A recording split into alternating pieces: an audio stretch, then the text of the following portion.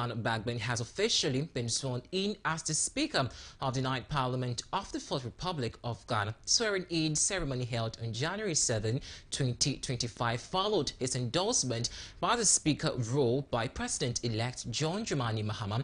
Bagbin's re-election cement his position as a key figure in Ghana's parliamentary history, having served as Speaker during the 8th Parliament. The proceedings began with Kazel Otoforson, the newly confirmed Majority Leader, moving the motion for Mr. Bagbin's nomination. The motion was seconded by Minority Leader Alexander Afenyo-Markin, albeit amidst notable drama. Mr. Afenyo-Markin voiced concerns over the nomination process, citing what he described as lack of adequate consultation by the President-elect in Bagbin's endorsement. In response, the Clerk of Parliament Ebenezer Ahianu Jethro swiftly dismissed the Minority Leader's reservations, emphasizing that the comments were irrelevant to the formalities of seconding the motion. The Chief Justice Gertrude Isaba Tokonu subsequently administered the oath of office to Bagbin, officially confirming his position as Speaker. Speaker, we will start with the oath of allegiance. You kindly say after me. I, Alban Sumana Kingsford Bagbin, do in the name of the Almighty God swear. Do in the name of the Almighty God swear. That I will bear true faith and allegiance. That I will bear true faith and allegiance. To the Republic of Ghana. To the Republic of Ghana. As by law established. As by law established. That I will uphold the sovereignty. That I will uphold the sovereignty. And integrity of Ghana. And integrity of Ghana. And that I will preserve. And that I will preserve. Protect. And defend. And defend. The Constitution. The Constitution. Of the Republic of Ghana. Of the Republic of Ghana. So help me God. So help me God.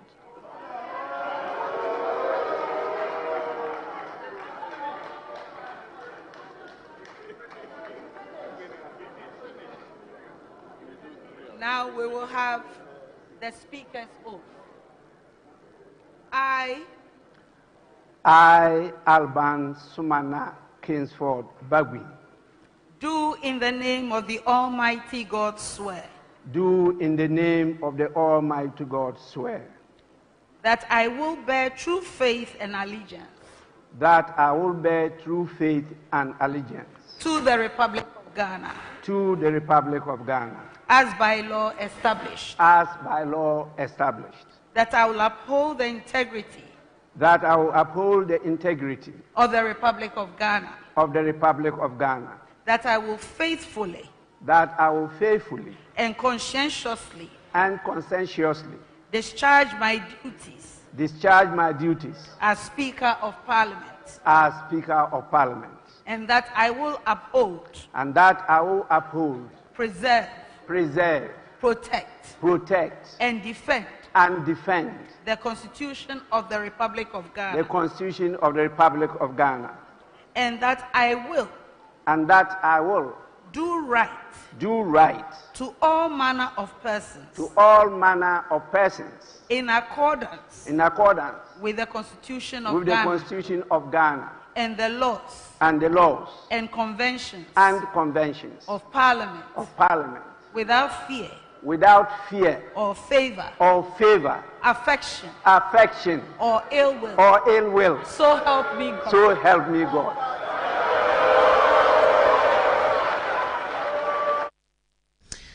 Again, Mr. Bagbin Kingsford Alban Kingsford Sumana Bagbin has pledged to ensure peace and leadership in the Ninth Parliament following his re-election as Speaker of Parliament. In his acceptance speech, Mr. Bagbin expressed deep gratitude, humility and a renewed commitment to serving the nation and its legislative body. Bagbin began his speech by acknowledging the privilege and honor of being elected Speaker of the second consecutive term. Bagbin pledged to draw his vast legislative leadership and experience Ghanaians to guide the ninth parliament effectively according to the challenges that come with leading a diverse and politically charged parliament. He emphasized the need for collaboration and unity among members. Spakman extended his message beyond the walls of parliament, arguing and urging Ghanaians to engage actively with the legislative process. Republic of Ghana, having had the same honor to be Speaker of the 8th Parliament. I am grateful to the Almighty God for His grace and mercies for me to achieve this rare feat. To Him be all the praise and honor. Honorable members of Parliament-elect, I am very grateful for the privilege and confidence you have reposed in me to be Speaker and to head this honorable House once more. I also express my gratitude to the President-elect, His Excellency John Dramani Mahama, for the trust and confidence. Just a little while in Parliament, and the Member of Parliament for Okachi South, Bernard Ehiafo, has been elected as the first Deputy Speaker of Ghana's ninth Parliament. His nomination, put forward by the National Democratic Congress, was seconded by the Deputy Minority Leader. In addition, the Member of Parliament for Fomena, Andrew Umoku Isiam, has been elected as the second Deputy Speaker of Parliament, a position he has held since January 2021. Bernard Ehiafo, a seasoned lawmaker from the Volta region, has been represented Okachi South since 2013 and a practicing lawyer by profession. Ehiafo is highly regarded for his expertise in legal matters. He has served on several key parliamentary committees, including the Constitutional, Legal and Parliamentary Affairs Committee.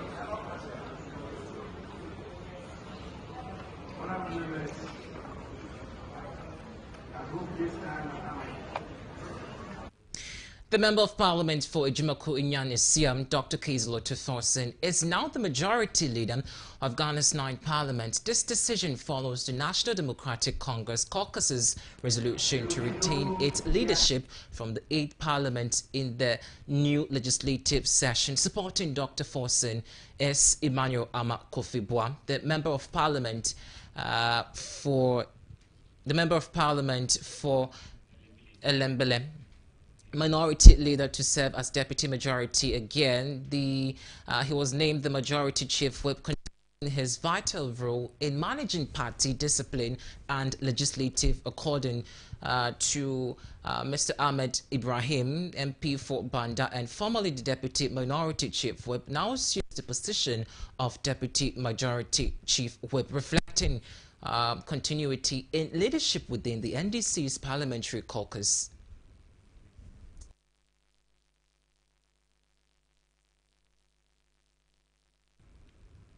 And away from Parliament, let's do issues regarding to the swearing-in of the President-elect John Dramani Mahama. And the President-elect John Dramani Mahama has unveiled key appointment to the office of the President, set to take effect on Tuesday, January 7, 2025. Leading to the list is Julius Deborah, who has been appointed as Chief of Staff And Mr. Deborah previously served in the same role during Mahama's era earlier in his administration. In a statement issued on January 6, Felix Kwakye Ofosu, aide to Mahama, confirmed the list, and it will be displayed shortly on your screens. Now, the appointment highlighting the role and strategic importance in the administration of the President or the incoming administration's agenda. The full list of the appointees includes Dr. Callistus Mahama, who is the Executive Secretary to the President, Mr. Prosper Douglas Barney, Head of Interim Security Task Force, Dr. Valerie Sawyer, Senior Presidential Advisor and Governmental Affairs, Augustus Gusi Tano, Presidential Advisor and responsible for 24-hour economy and accelerated export development. Marietta Ejewa Broom is also on legal counsel to the President, and Honorable Felix Kwakye Ofosu is acting as a spokesperson to the President.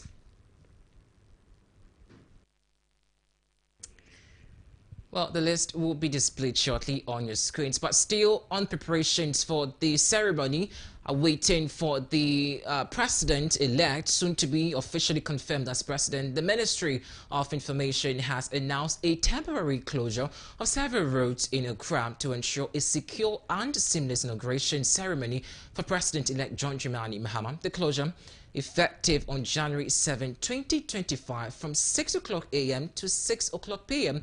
will take effect in key areas around Parliament House and Independence Square is likely to be affected. So the Parliament House to also traffic lights to the Parliament House to the AU roundabout is affected. It means that access to roads to Parliament from the Electoral Commission to the center of Parliament House also will be restricted. Again, security areas within the Parliament House and its premise also will not be allowed for pedestrians and any observers over that road from Osu Cemetery to Parliament House also is going to be affected. So the public is hereby to take note of access of these respective demarcations, and so access will be restricted to parliamentarians and parliamentary staff and their vehicles to Independence Square. And on the 29th of February, 29th February Road from CEPS headquarters to Castle Road Junction also is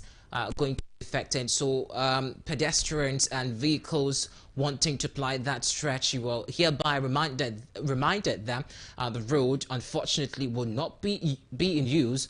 Also Cemetery traffic light on Local Street and the Castle Road from AU Circle to Osu Cemetery traffic light, and so Starlight 91 Road will be closed. And at the ministries and traffic light interjection, the traffic diversions also will be closed. Now, to maintain disruptions, the following diversions also will be placed. So, from traffic from 28th February Room, that's from Lam to the Bonin, and also heading to the Central Business District of the CBD will be also redirected onto Salem Avenue at the Castle traffic light connecting to Oxford Street. Now, vehicles on John Evans at Mills High Street heading towards the Blackstar Square will be diverted onto Labour Road at the CEPS headquarters traffic lights linking to the National Theatre traffic light interjection. Motorists on the Local Street heading towards the Castle Road should also use Jumako Street and Oxford Street. Now, the traffic from AU Circle to Castle Road through Osu Cemetery traffic light will be rerouted via Abdul Diop and King Hassan Road to connect with Abdul Nasser Gamal Road near the Ghana Institute of Journalism.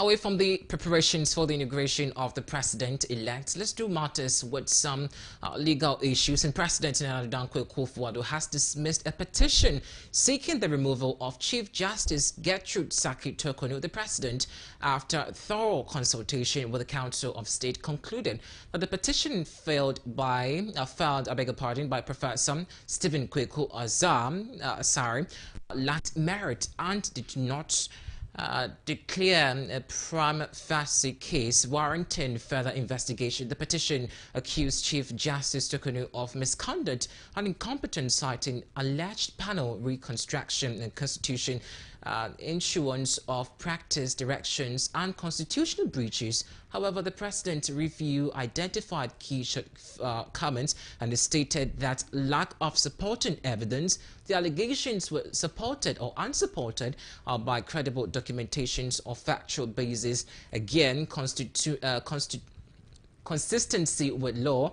The Chief Justice's actions included some administrative responsibilities under the Court Act were found to align with the legal and established practices. In his statement again, the President, Nana Addo Dankwa Akufo-Addo, expressed deep concern of an attempt to undermine judicial independence through baseless allegations.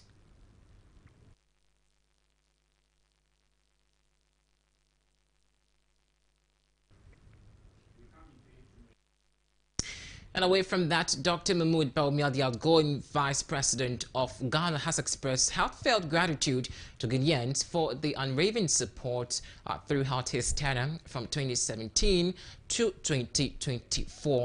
And a message that resonates with humility and humanity and patriotism, he said, and I quote, "Thank you all Ghanaians for all the support you gave me as Vice President of the Republic from 2017 to 2025. God bless our homeland Ghana." As this tenure concludes, Dr. Bawumia reflects on the journey and recollects the effort of Ghanaians towards national progress. His leadership during his period saw significant strides in economic digestions and infrastructural development and social interventions aimed at improving the lives of ordinary citizens. Dr. Mahmoud Bawumia's message is a testament to the dedication to public service and his enduring faith in the potential of the Ghanaian people.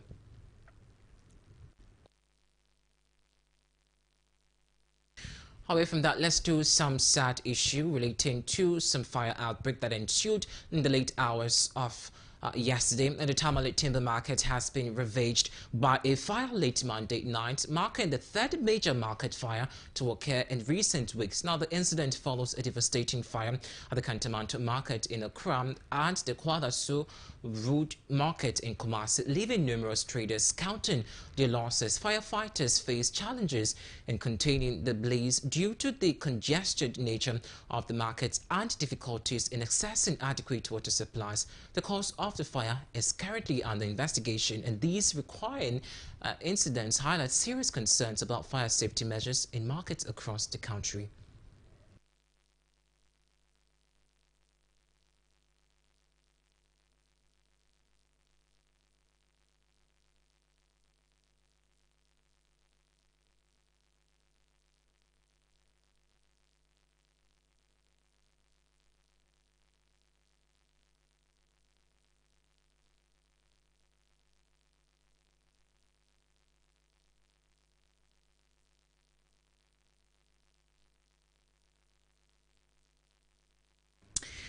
And that's all for the bulletin. But before we go, let's put you on the screens earlier communications from the outgoing president, President John, I beg your pardon, Nana Addo Dankwa Akufo-Addo, who earlier issued a statement and saying that it has not granted any presidential pardon to the defunct persons involved in the collapse of the banks. And so it says that no presidential pardon granted, and the attention of the office of the president has been drawn to reports circulating in section of the media suggesting that the president of the Republic, Nana Addo Dankwa Akufo-Addo, has granted a presidential pardon to certain individuals. We wish to categorically state that these assertions are inaccurate and no pardon has been granted by President Akufo-Addo.